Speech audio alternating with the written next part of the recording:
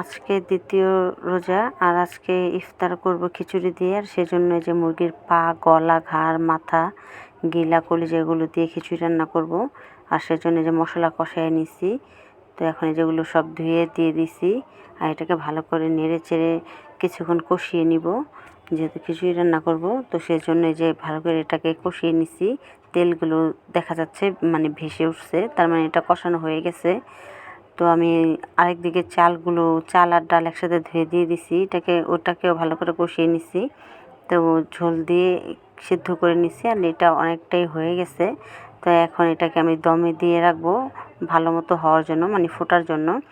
কিছুটা দানা দানা ছিল।